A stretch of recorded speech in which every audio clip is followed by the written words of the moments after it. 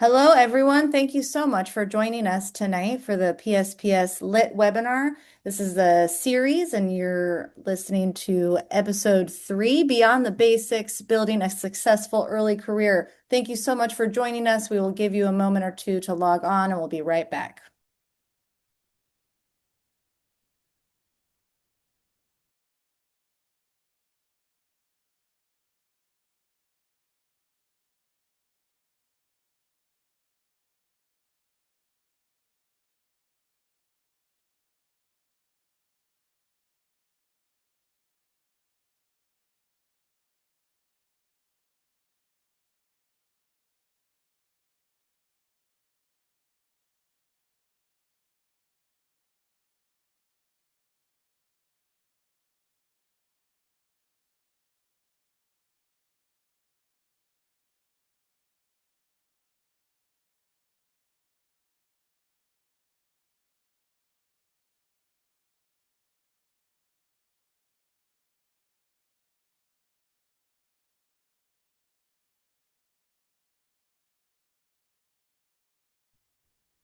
Okay, so thank you everybody to have a moment at the end of a long day, and it's actually a long day for pretty much everybody, I guess. And this is Dr. Lin. My name's Alan, and do allow me to introduce, a few speakers for tonight's talk. And this is actually going to be the last talk in this series, with the title of Building a Successful Early Career. Most of us, of course, in the early and in the middle, none of us in the late stage of the career. But I think the first few strides are extremely important, and especially when we look back our career or even our life, it's long, but actually there are only a few moments are critical. Whenever you make a good decision during those turning points, and then that probably make your life much easier. So that's why I learned a lot in the last two talks now with other speakers. And tonight we have four speakers, all actually achieve a lot in early career. I think the first speaker we will have Dr. Christensen, and she is practicing in Oregon as an intervention cancer pain specialist. And she also a very active member in the board and play a leadership role in other academic facilities. So I will probably have her to open the talk. And of course, the later speakers will be Dr. Mohammari and also Dr. Shed. And we also still have our good old friend and Justin, and talk about actually something related to the financial. I think no, we learn a lot from our career, and based on our medical knowledge. But on the other hand, what we are lacking also, some career planning and also understand of our future. I think we will definitely learn a lot from all these speakers today. And I will probably have the floor open to Sandy, and then yeah, now it's your time. Thank you for the kind introduction, Alan. It's always nice to see you. All right, everyone. So what I'm going to be talking about first is time management and setting boundaries. Next slide. So the agenda is to go through time management strategies, productivity enhancers, and then setting boundaries last. So the first kind of piece of advice I have for all of you is setting a culture of timeliness. So what I mean by that is, as the physician, you are the captain of the ship. And so timeliness starts with you. If you set the bar high that you yourself run on time, your staff and your patients will follow your lead. However, you can't set a culture of timeliness unless you're timely yourself. And so you have to be extremely intentional about how you design your schedule to set yourself up for success. And there's a couple different ways of doing this. So one is setting up buffers of time or setting up people buffers. So buffers of time is setting up extra time for patients that you might think require more time. So for example, my new cancer patient consults, I know those visits are longer because they have complex medical histories and complex decision-making processes. And so those visits I set for 60 minutes, whereas other visits might be shorter, kind of depending on the complexity of what I'm anticipating. The other kind of buffer you can do in terms of your procedure schedule is kind of similar. So on my procedure template, if I think that there's a likelihood based on prior experiences that one procedure might run over, I might insert like a 15-minute buffer somewhere in my schedule, knowing that it's likely I will probably need that catch-up time at some point. People buffers is kind of a different strategy. And so what that refers to is having a medical assistant who is good at kind of talking to patients and eliciting information so that if you are caught up doing something else, the plan is still moving forward and you are not losing time. This is not someone who's going to go chit chat into the room and, talk about the weather. This is someone who's going to be obtaining information that is going to make your job when you go in go more smoothly and faster. So kind of setting you up for success. And so in order to use a person buffer, you really need to train your staff to work at the top of their licenses. And each state is different in terms of what staff is able to do. And so what I would encourage all of you to do is figure out what is the top of the license of a PA, what is the top of the license of a medical assistant, and then using those people to their full capacity. Next slide. After you kind of set this up, it's not always immediately going to go well because you're early in practice. And so it's extremely important to kind of reflect on what you've set up and what is working and what is not. And so again, like taking a look back and asking, are patients arriving on time? And if they're not, how can you reach out to those patients ahead of time, or maybe all of your patients ahead of time, to basically convey that message of Dr. Christensen runs on time, which means you will need to check in for your appointment 15 minutes prior. And then the next kind of question you should be asking yourself is, are you honoring your part of the bargain and being on time for them? And so your patients are never going to be on time for you. Your staff is not going to put value into being on time unless you are also on time, or you create this kind of culture of timeliness that even if you're running behind, that is part of the plan and they are acting as a person buffer, or there's a time buffer that they're all expecting to be in there. And so if you're not running on time, it should be buffered or part of the plan. And for the rest of the part, you should be running on time. And then the last thing is kind of taking a look and asking yourself, are the staff getting overwhelmed by this, or do they feel empowered? And it really should be the latter. Like if your team is running on time, then there should be this kind of like camaraderie and success that translates through that of we are all running on time. We all go home on time. The patients are happy because no one's waiting. And there's this kind of feeling of, a win, like we all did it together. Next slide. So how do we run on time? Next slide. So one of my other mottos is work hard, play hard. And I don't just mean like, go out and drink every night after a hard day at work. What I do mean though, is you should have designated time where you're on the clock and then designated time that you are not working. And one of my other things that I say all the time is avoid idling. And so if you are on the clock and working, you should be producing rather than deferring. And every minute that you're on the clock, you should be thinking of what else you can be doing to kind of set yourself up for success in terms of your after hours are yours for whatever it is that you want to do. And it's not going to be pajama time of answering patient messages or closing your charts. Like there is time in the day that we all spend, I don't know, looking on Instagram or, shopping for Christmas presents, like fill in the blank, whatever. You push that to your actual pajama time and use the time that you're working to do work. So answer emails, answer patient messages, return phone calls, review the next day charts, close the previous patient's encounter while the next patient's getting groomed. All of those are things that you should be doing during the day instead of just sitting around and waiting for the next event, whether it's a procedure or a clinic visit to happen.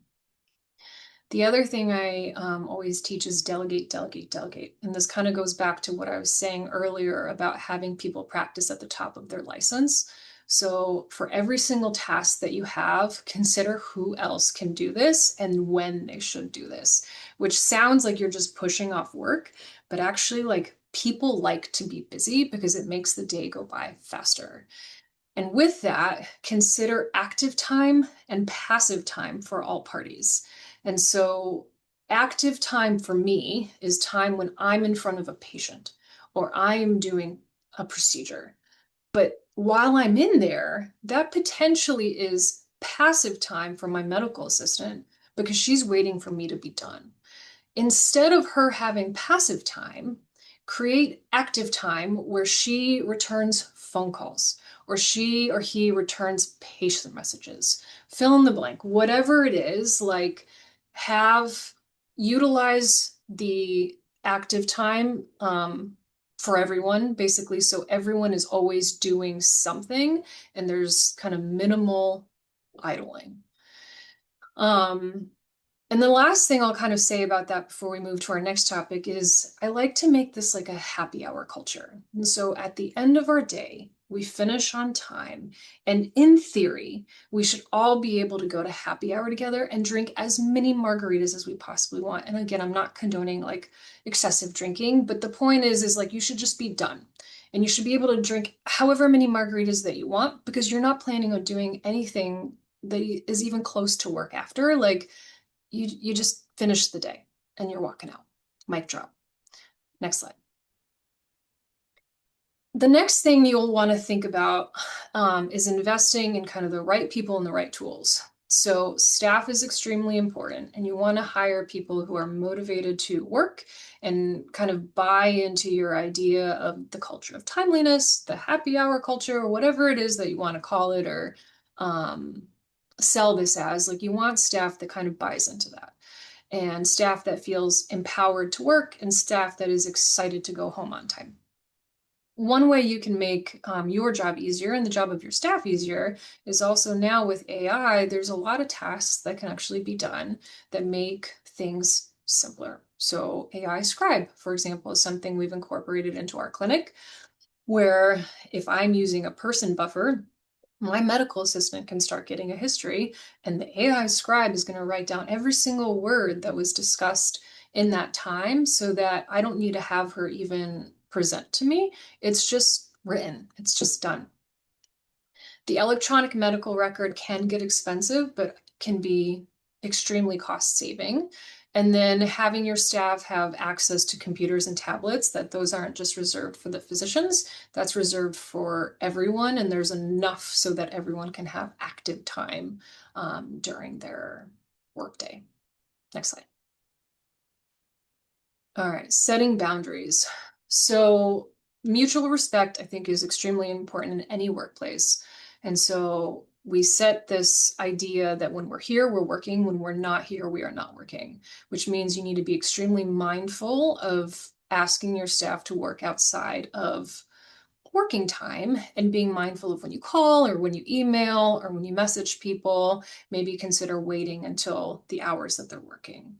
Establish those known working hours and then compensate people appropriately if they're working outside of those hours. Abolish pajama hours where you're in your pajamas and working. Next slide. Thank you. All right. So, wow. I mean, this is such a nice talk because, truly, the who's sitting in the audience, these are, if they are not leaders, they are always potential leaders. We have the leadership immersion track. I think, we are supervising with eyes on the overall performance of ourselves and also the team. And I remember when I was in the business school working on my MBA title, and there's also, we try to find some bottleneck, and sometimes we don't realize actually ourselves can be the bottleneck, or where is the bottleneck. So I think, of course, there's a more powerful tools we are using now. This is a changing world. I think also, I want to introduce the next speaker, Dr. Mohammani, and she is now having her very insight. point of view regarding the coding and building. And I just minimize downsizing my service. I wish I could listen to her probably 5 years, 10 years ago, and then avoid so many mistakes I make in the last few years.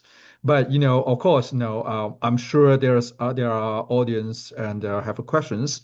Please feel free to kind of have the questions in the chat, and we will collect them and have a Q&A section in the end. But now, Roya, so now you have the floor.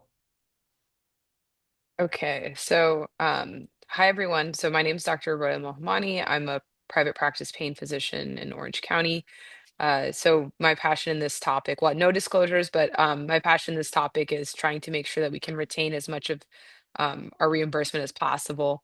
And this is something that unfortunately we don't get too much training in our time. And I only have a quick little time slot to talk about it, and this is definitely a topic that's going to take a lot more time than the time I have allotted. But all I want to do is just start to introduce some concepts, and some of this, if you came to the annual meeting, I kind of talked about. But if anyone has any questions, I actually would love make this an open discussion. But basically, when you're billing to see a patient, there are codes that you use so that you can be reimbursed for the visit. When you see a patient in clinic, there's time-based billing.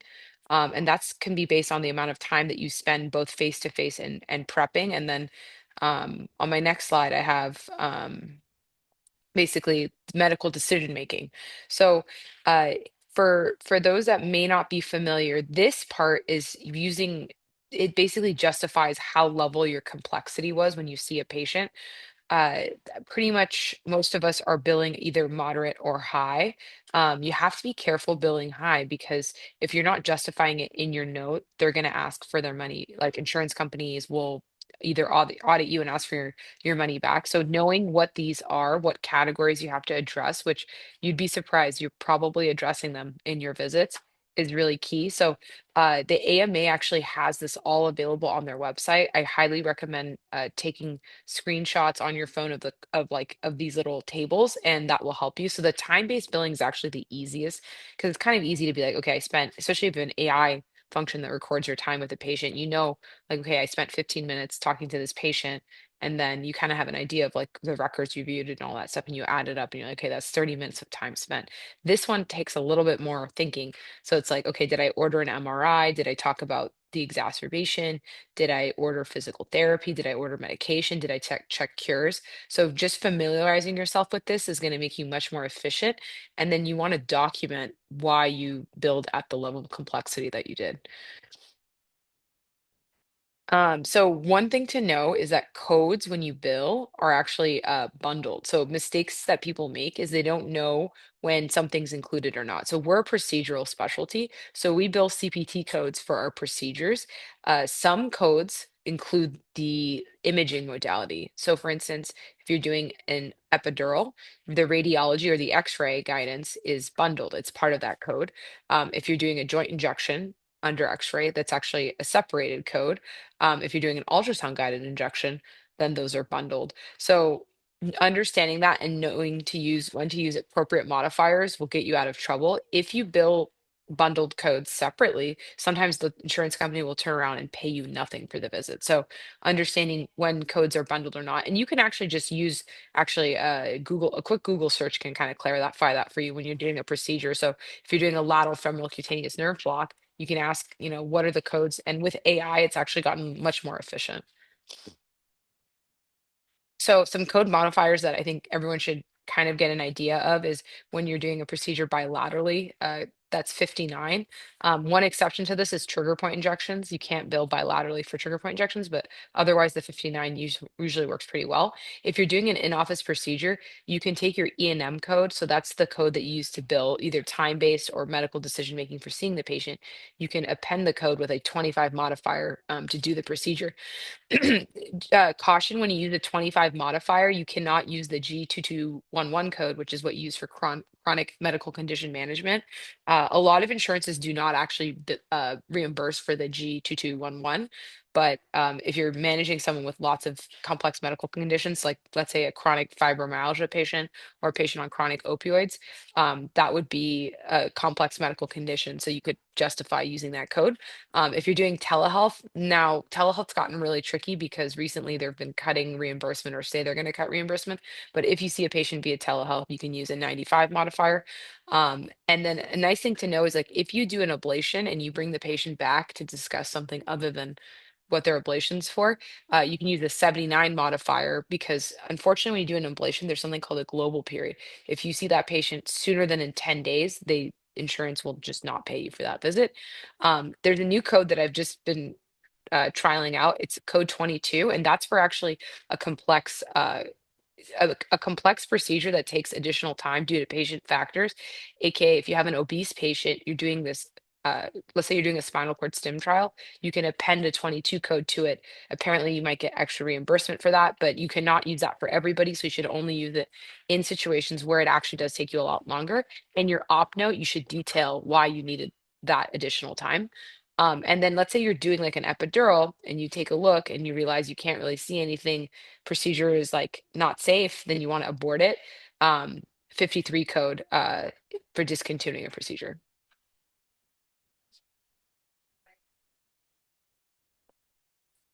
And then the last thing I'll say, the number one reason I think that we get in trouble with coding and a good way to get yourself out of not getting reimbursed for something is not documenting appropriately. So make sure that when you're doing procedures, you're talking about what you're using to do the image guidance. If you want to do procedures, they can actually retroactively go back and not reimburse you for things. So make sure that you're documenting all of these things, that they've failed physical therapy, medications, all of those things are really important. And the more you document, the less likely they're going to say, hey, you're visit doesn't meet this level of complexity. So that's super important as well. And then that.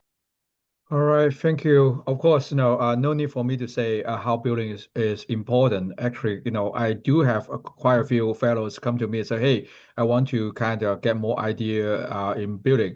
So the book, the builders, book annually is already bigger than uh the the the other actually textbook, and it's a very huge book. And of course, not easy to become an expert for it. Underbuilding, of course, you are suiciding, but overbuilding, and you can easily to get the audit or have the recoup of the money. So or even a fraud, a lawsuit. I think that the one thing I learned from Roya is just actually um, uh, don't try to kind of have underbuilding because truly your value after is turned down and also pinpoint, not to mention Medicare, Medicare now is already kind of getting less reimbursement, making it more difficult. I think, I will raise a question, to Roya and later during the discussion, whether it's still wise to set up in-house building or actually we have, good outsourced building. Do you want me to answer that right now, or should I wait till the panel? How about we get a later discussion? I think Okay. we will probably put all the questions together, and then there probably other other speakers may have their opinions too. Okay, thank you. And think now I introduce now Dr. Shet. Of course, now I guess not much introduction needed, and he is now an active member in the board and also have a leadership role in the education committee. And then you probably see his face in all kinds of the academic events, and also a very high profile medical providers in Sutter. So Dr. Chef and me actually working in the same city, and he to be honest, he's a celebrity in this field. So that's why we all kind of get a lot of lesson from him. He's a very good example for actually early success in the career. I think he had a very wise decision in all those turning points, and I think we learned a lot from his last talk. So today he's also talk about getting involved. And Samir, now it's your time. Alan, you're too kind. I'm in the car right now, so I must apologize for that. But actually, I've learned. I continue to learn a lot from everyone around me, and I appreciate everyone's already the speakers today already gave amazing talks. Sandy, I'm going to take some points on time management, and Roya, some, I didn't know about some of those codes, so I'll take that home. So again, this is part of it, and we learn every time we can. So these are my disclosures, consultant for Medtronic, now Lou SIBO and SPR, and I used to be for Boston Scientific Proto. So next slide, please. So I'm going to be talking about how to get involved in research, also teaching, consulting, speaking, and then finally I'll end with the societies. Next slide, please. So really, this is kind of a busy slide, and I apologize, but I have a lot to talk about in 10 minutes or so. So I think one of the things that I really want to touch on is the first part there is finding a mentor. And that is really part of this whole process. So whether it be research, teaching, consulting, speaking, or societies, just finding somebody that it could be somebody even younger than you, it could be somebody the same age, somebody older. It's really somebody that you feel comfortable talking to and that you can be a sounding board and get advice from. I think that is probably something that, to be quite honest, I didn't have too early on in my career, and I kind of sought that out over time. But speaking specifically about research, I would say that the biggest thing is, is curiosity. Like, what questions do people have, and how can we answer those? And that's something that will speak volumes to whether you would like to do industry sponsored versus investigator initiated research. So there are two types. The industry sponsored is probably a nice way to get started, can introduce you to a lot of the different kind of statistical things that you have to understand, as well as to really get your name out there in publications.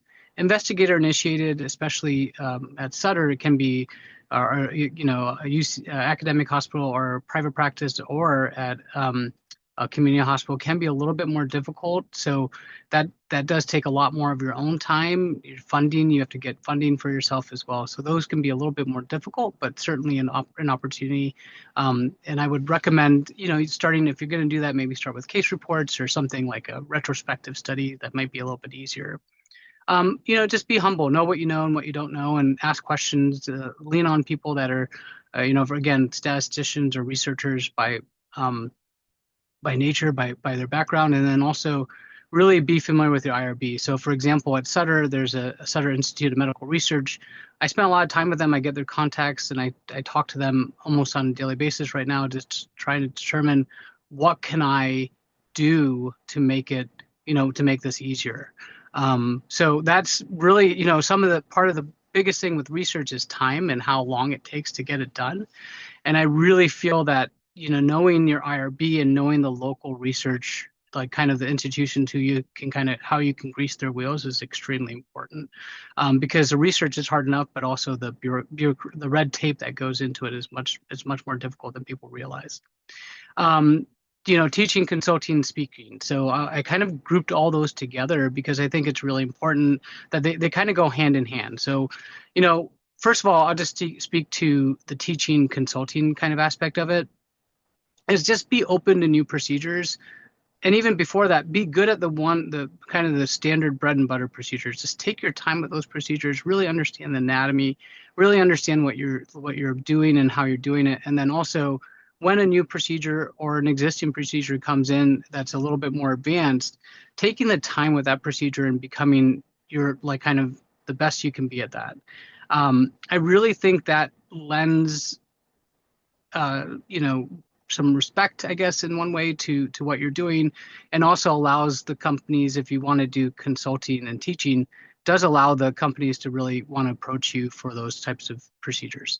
And I think, to me, one of the most important things when you are going out to teach and consult is being ethical and honest about it. So I think one of the biggest problems that we've seen is that if you're a consultant, and you saw my disclosures, if you're a consultant, then you are biased, you're inherently biased. But I believe that if you're ethical and honest about your approach, and if you use a company that you're speaking for in a way that is meaningful, and you believe in the outcomes that they have, I really believe that transparency, and it really comes out. It comes out, and people believe in what you're saying, and you really can help advance the field. So speaking to that, leveraging skills and relationships can lead to those consulting opportunities. And going further, it really helps to develop those when you do those consulting opportunities, you continue to work on your teaching, you continue to learn on your speaking opportunities. But more important, well, not more importantly, but importantly, it also helps with networking. And as I said earlier in this kind of presentation, the ability to learn from colleagues, the amount I've learned from other people like Alan, David, Lee on this call, Sandy, Roya. I mean, it's really quite amazing. And I continue to seek out those opportunities and I continue to be curious because I think that's really what hopefully will make us all better. Next slide. So I think one of the less, I guess for lack of a better term, sexy options is the society involvement. I mean, this is unpaid, selfless work that is extremely important, but it does help with your CV. It helps with, again, learning and making sure that you can be the best pain physician you can be. So again, when you look at it, there are multiple different ways that you can get involved. I've definitely leveraged all of these. So research and consulting opportunities kind of led me to connect with people, which can lead to society involvement. Mentors, again, I've had mentors that have asked me and reached out to me to be involved with things. So again, those two things kind of go hand in hand.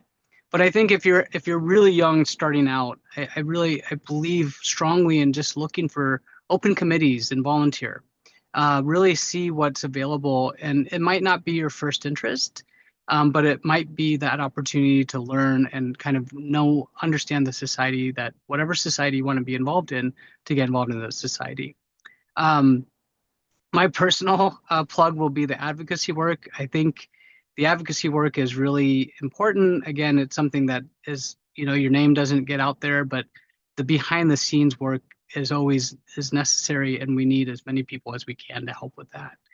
And then attending meetings and being involved. So a lot of my colleagues that I speak to, they tell me about, RVU values being decreased for certain reimbursement values to being decreased, but they don't attend the meetings and they're not involved. So in my mind, that's not helpful. If you want to make a change and if you want to do something, it is important to do kind of the steps above to be involved in those societies. So I'll end with a couple points, but one of the things is, there are many opportunities. I think pain management in and of itself is a relatively small network of people, of physicians. Many of us who have been doing this for a little while are always eager to get newer, younger physicians or people that are just starting out to try and help. I feel like I've personally, I'm always trying to help and get involved and help people, support people, because I know that when I was starting out, it wasn't easy. And I always, I'm extremely grateful to people before me, like Dr. Jason Pope, and there's a couple others out there. Dr. Hathaway, I can name a bunch, but they're just really a bunch of people that have helped support my career, and I'm thankful to them. So I feel obligated, not obligated, but I really would like to return the favor, I should say.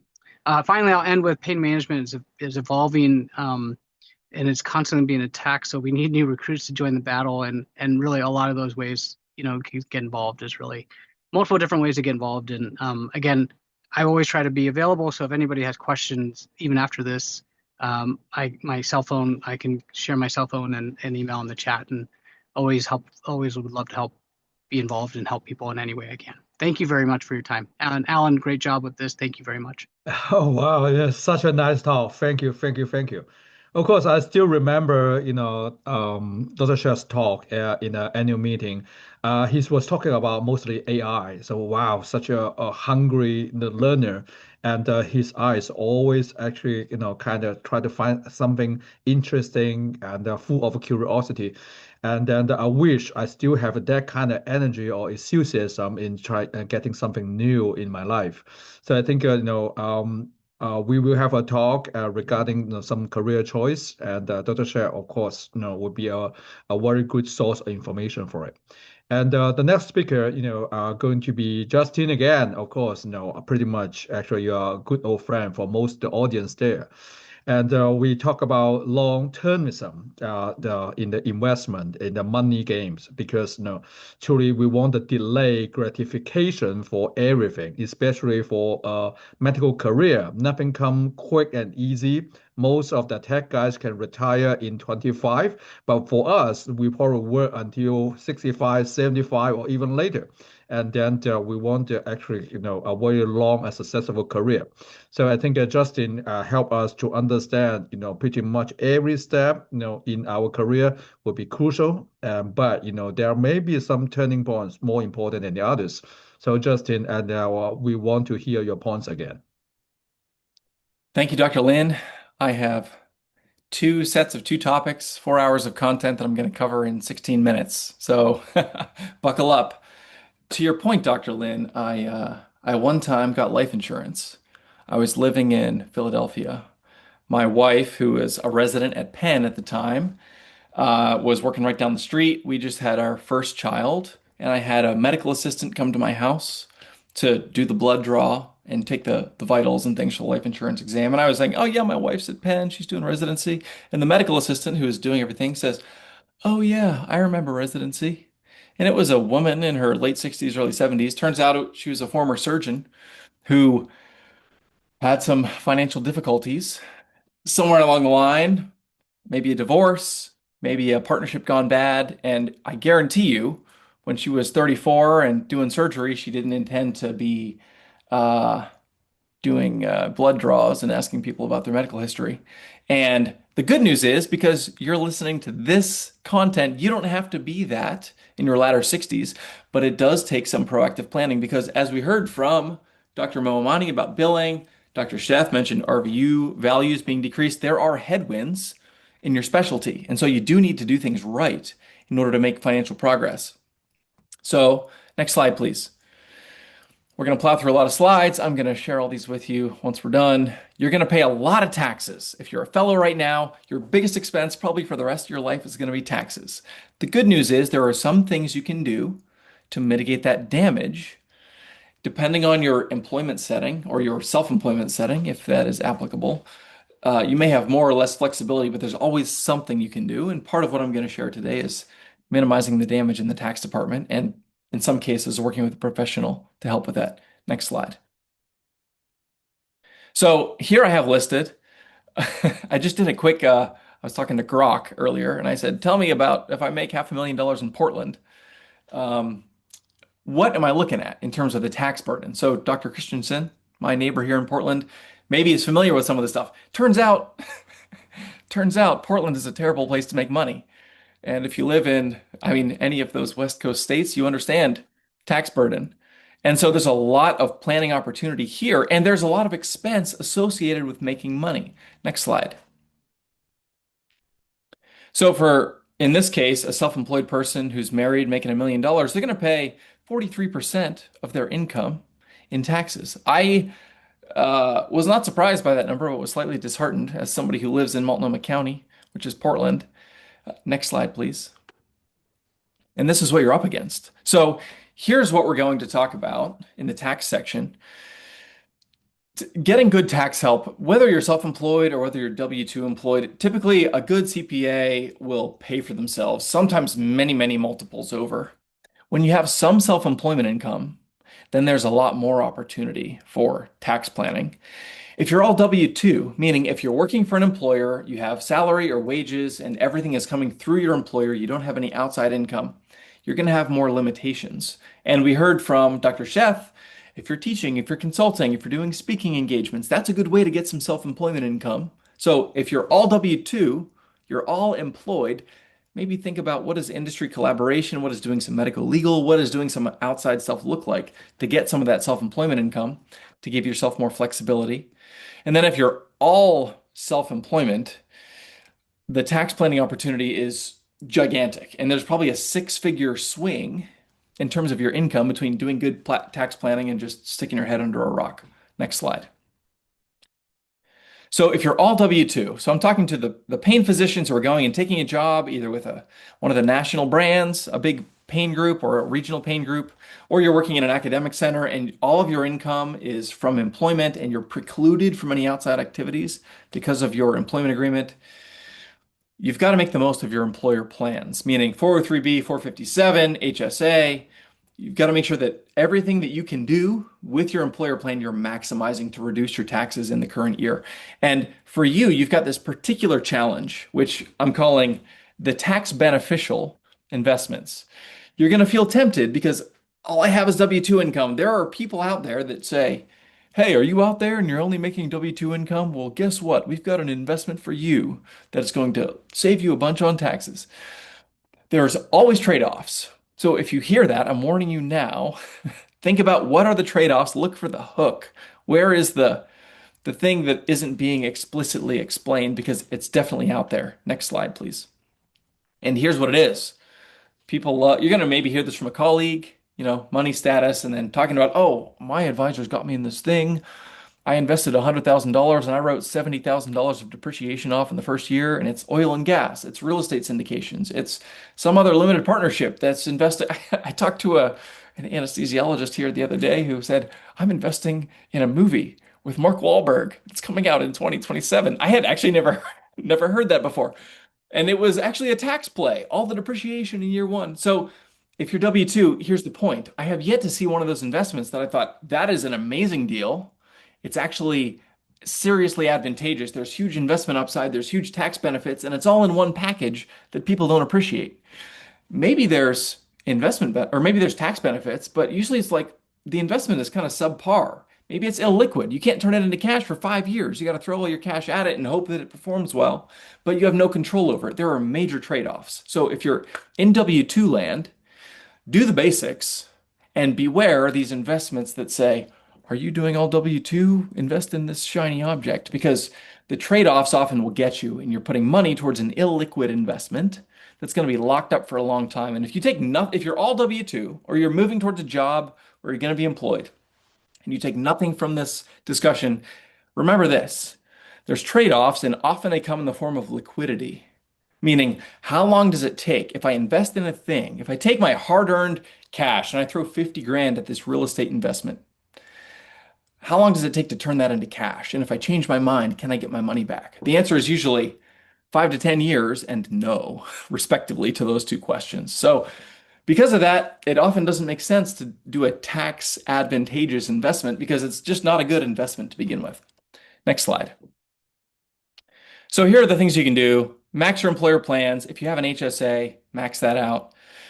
Charitable giving is something that's very important, particularly this year with the One Big Beautiful Bill that was passed in July. That raised the SALT cap, the state and local tax cap, from $10,000 to $40,000, meaning a lot of people who used to be standard deduction, they're now itemized deduction. So your charity matters. Your mortgage interest matters. It used to not matter, maybe if you're kind of on the borderline. So give intelligently, often with appreciated securities, meaning if you've got stocks, if you've got mutual funds that have gone up, you can give those instead of giving cash. That's a way to save on your taxes. Tax loss harvesting is part of it, and then there's a lot of other things, but I'm going to keep moving for the sake of time. Next slide, please.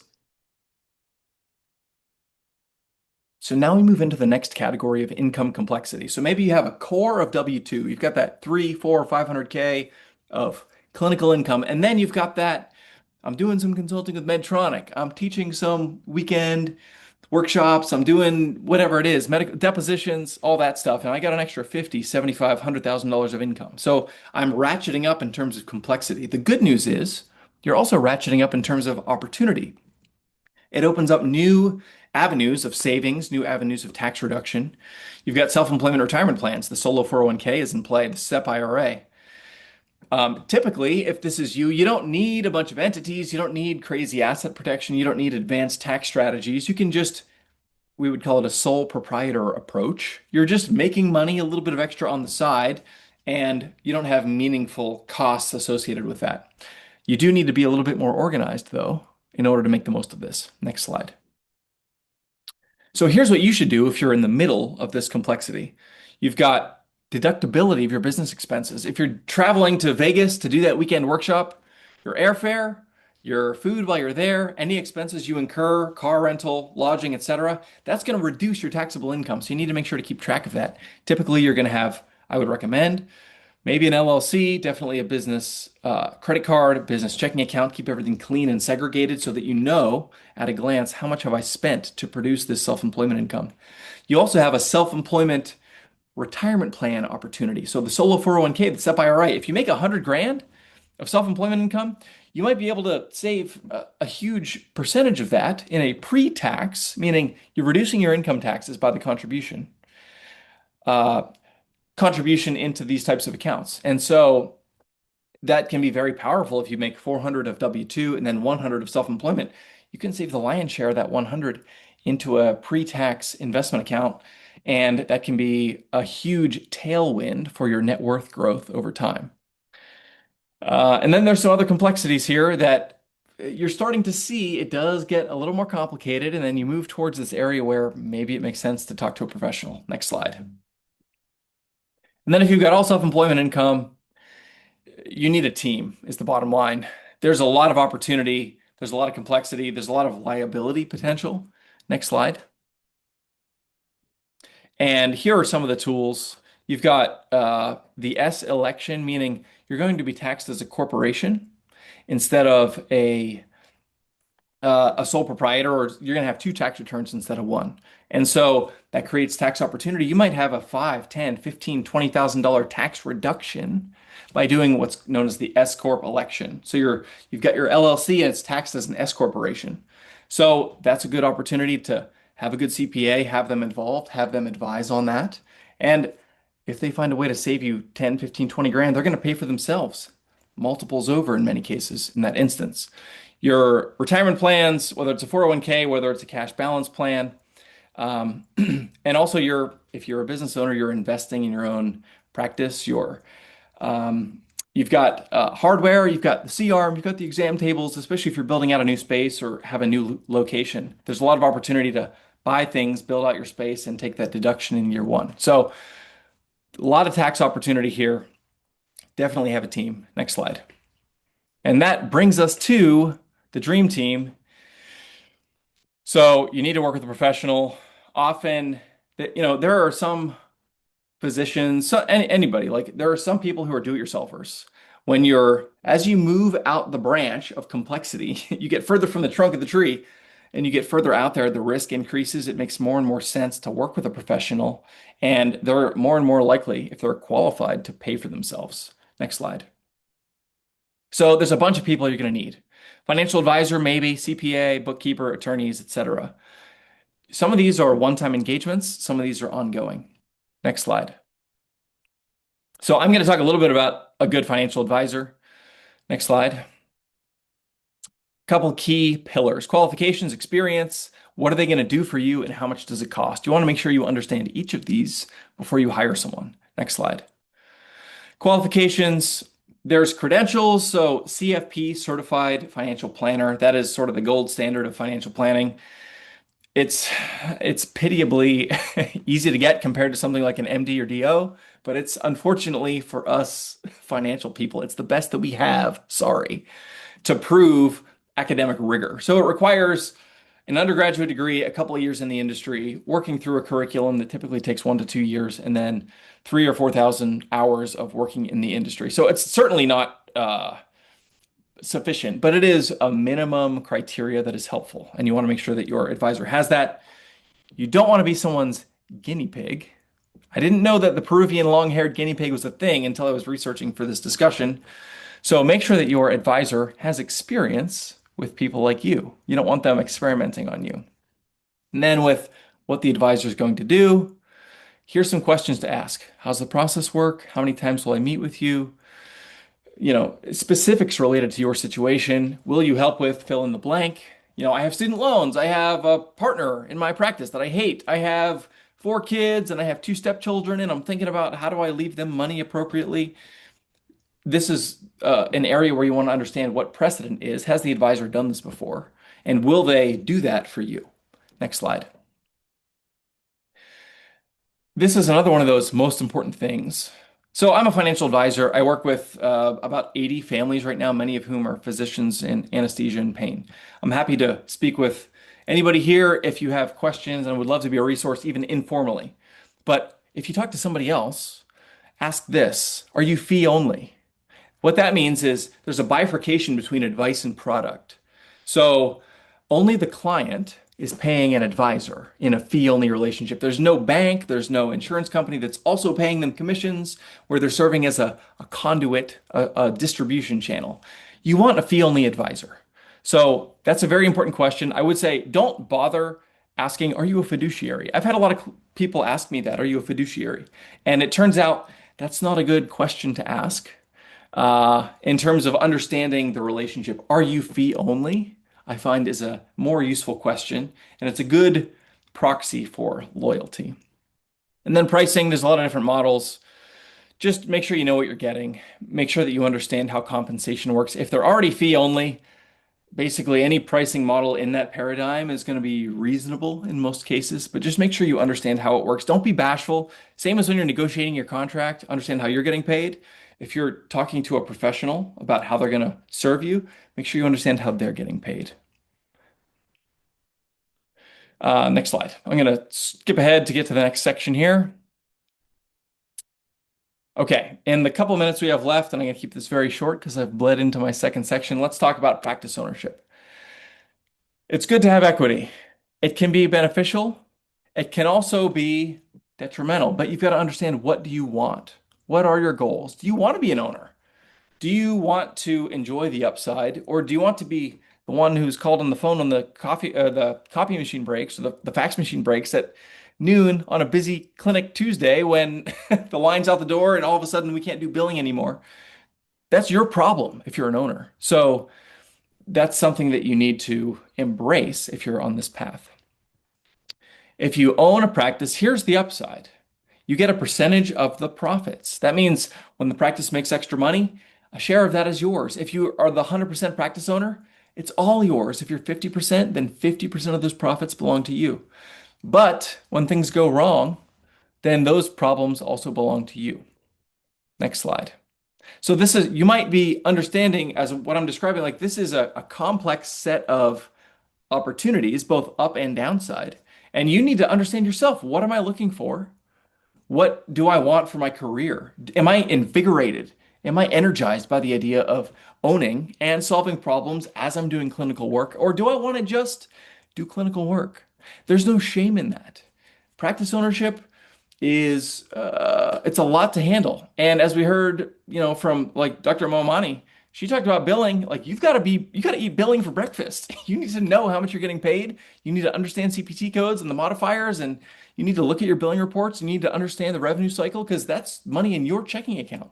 And if you're not ready to engage in that, then just do the W-2 thing. And that's probably a better fit for you, and that's okay.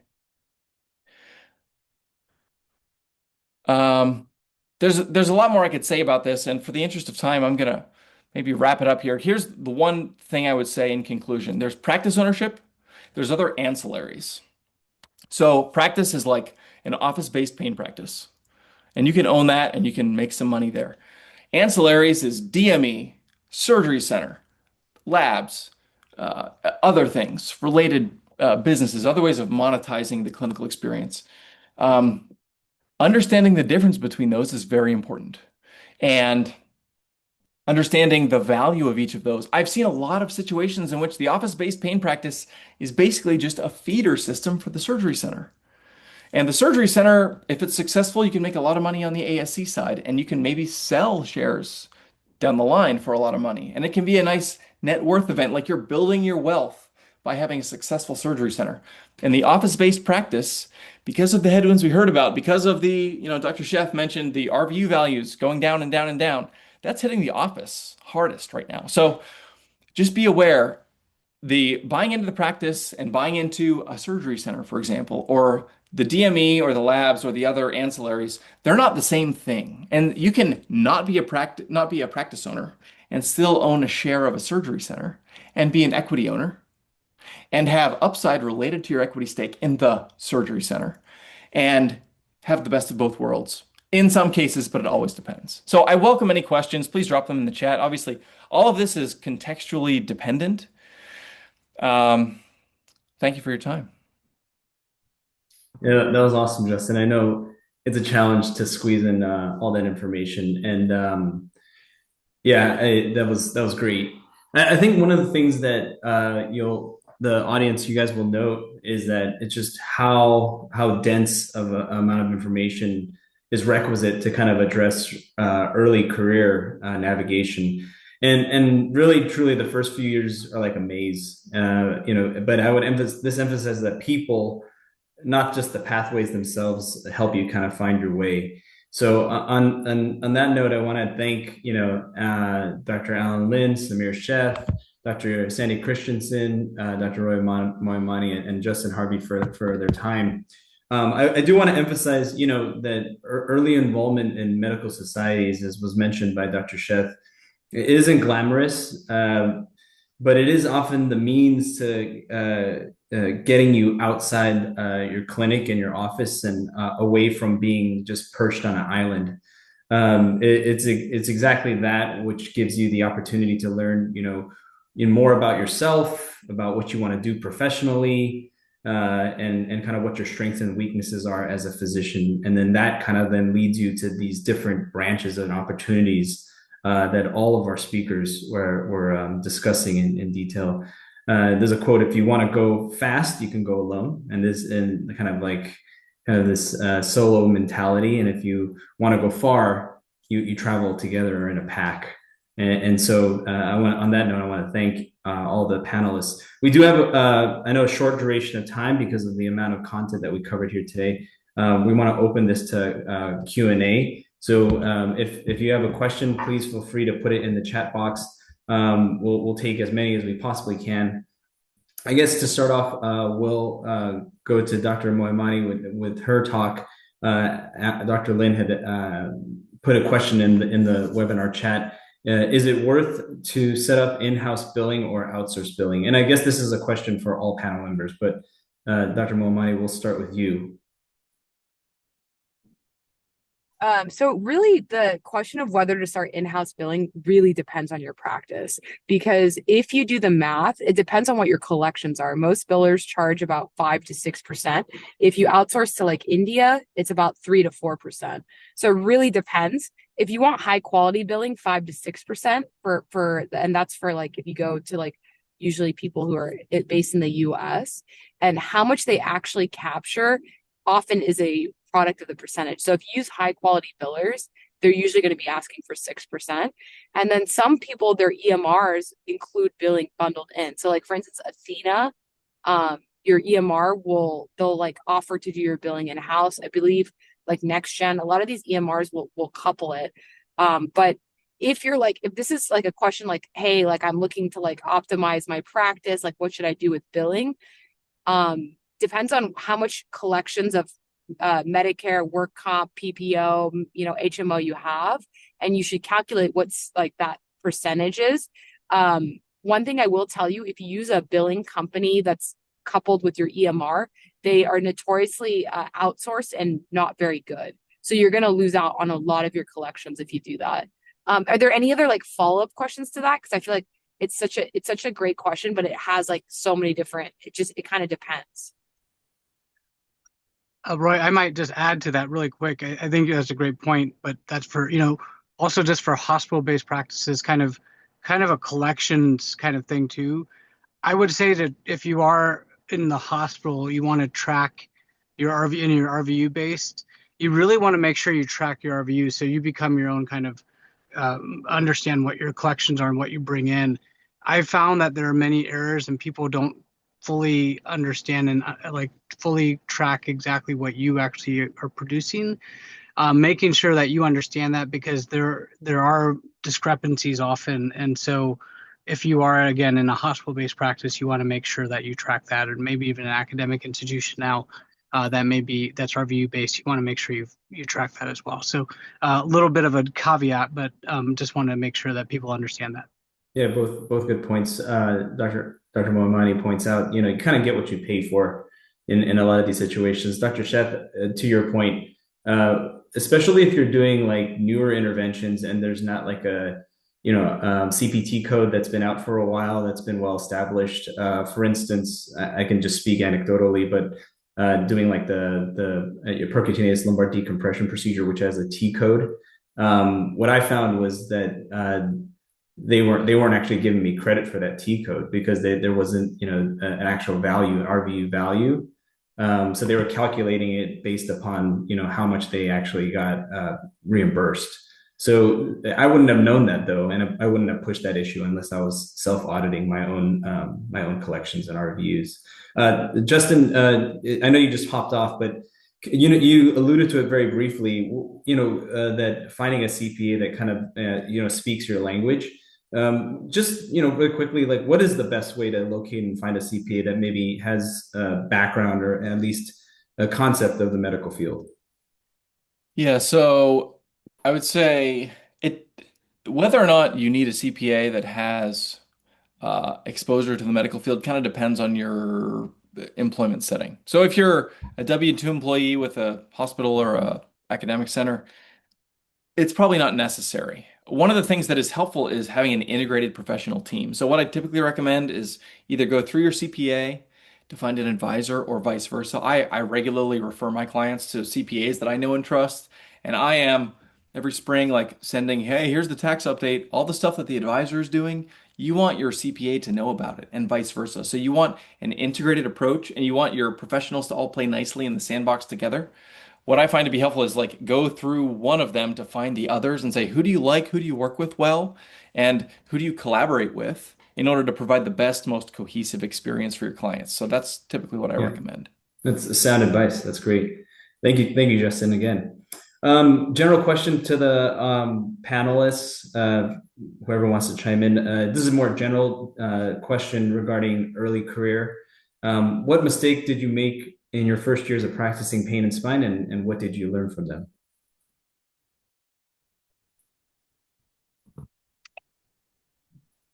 I'll go first. I think not evaluating where you are every 3 to 4 years, 3 to 5 years. Your first job may not be your last job, and even if you're happy and you think you're happy at your job, making sure that you just kind of reevaluate and kind of determine if there's anything that's better out there for you. Talking with your family members to make sure that everything's going well. So, always kind of making sure that you're moving in the right direction is important. I think that was something I didn't necessarily do early on. I thought I was happy, and I don't think I saw signs of kind of various things that I should have recognized earlier. And I think switching jobs for me was a good move for me at the time, despite me having a great relationship at UC Davis and really appreciating my colleagues there. But Yeah. and then also really quick, just making sure you do have a good financial advisor is really important to Justin's point, because Yeah. understanding the finances is extremely important. I didn't understand that for a long time. Yeah, I was going to actually say the second part. You took my answer. There's Dr. Chef. I often tell a lot of fellows and residents that not to get married to your first job. And I was actually told this by my fellowship director at the time numerous times, and I just kind of waved it off, and because I thought he was just being a curmudgeon. But it's absolutely true if you look at the statistics, and not to be disheartened by that. There's a lot of people like on the podium. You look at them, and they may have a very linear career, in the beginning stages to where they are now, like where they stayed at the first job. And I used to look at colleagues in other subspecialties, and I would be jealous of them because in my first few years was pretty rocky. But just understand that that's actually quite common, and that's not abnormal. And looking for jobs, I think continuously, or just looking at other opportunities around you, it isn't like cheating. It's like it's actually just being savvy, from a business perspective, and keeping your kind of doors open for opportunities as they arise. All right. Was there anybody else on the panel who wanted to share anything? One thing I'll say is that when you Please. come out of fellowship, you might feel like you can do everything. And I think there's a transitional period. So just knowing your limitations and like making slow changes to wherever you go, and not expecting change right away. Dr. Christensen, your video's on, so I'm assuming you're gonna chime in. Yeah, no, I would just say I didn't spend enough time on efficiency, kind of like my talk was saying, and I think I was extremely inefficient in terms of like managing people and managing myself and managing my time. And so the thing that really helped with that was like reflection and like talking to the team to get input and actually listening to that input on how can we actually make this flow better. And I think that was really valuable. So basically talking to the team. That's great. Yeah, sage advice, Dr. Christensen. Thank you guys. This is just a QR code on our slide here, guys. This is, I guess, our way of like the violins are playing, and we got to get off stage now. But we have run out of time. But again, I want to thank all our panelists. We have two really big events coming up. The first of which is what you guys see on your screen here, the PSPS Meteor Lab. Many of the people who have been participants in this panel will actually be there in person, including myself. And we're absolutely looking forward to that. If you've not been to one of our PSPS labs, it's a great opportunity to get to know not only the therapies that are out there, but also the people in your community and people, peers as well. So please join us. We'll be up just north in Seattle, Washington in March. Make sure you register now so that you can reserve your spot. Dr. Lin, do you want to say any words before we sign off here? Yeah, because no, of course, no, I'm involved in a preparation, also probably the operation of this meeting, and then this is going to be an awesome one, guarantee. And also, Dr. Win and me are going to cover the topic of the evidence-based low back pain management. I think such a huge topic, and also, a few other smaller topics. I think, I'm welcoming anybody, especially in the lead program. You have enough bandwidth, you want to be involved. And then I think we are in January, we are going to talk about the writing because, truly what we have been doing here can easily turn into a publishable paper. And also, this meeting welcome pretty much every one of us. I can ask for more opening and to accommodate more speakers. I think we still have a few topics now remain open, and we can discuss with more details. But definitely pay attention to this meeting, and now reserve your time. And this a trip to an awesome city, and nobody will regret. Yeah, and that segues nicely to the second large event that's coming up, and it just got posted on social media, and we're starting to advertise, which is our annual meeting, which will be. It's still quite a bit of a ways, but we know that has to be. It's a larger meeting in a few days. It's going to be up in Napa this year, so I know that there's been a lot of buzz around that, and it's going to be held and hosted at the Meritage. So make sure you guys also, if you guys are interested, make sure you register as well. And that information can be found at our website at pacificspineandpainsociety.com. Dr. Lin, I'll let you close up here. Oh, of course, no. I wish this talk can last forever, right? Such three awesome, nice, we spend together, and but I don't want the discussion to stop from here. We have a social media, we have each other's email, cell phone number, and we just easily see each other in different events. But please actually keep the talk discussion going, and in the social media especially. And all these speakers here, awesome. We don't have enough time for them to even get the interesting stories out. So, but first and first, appreciate for everybody to show up tonight, and I wish you guys all have a happy New Year, happy holidays, and best luck for your family.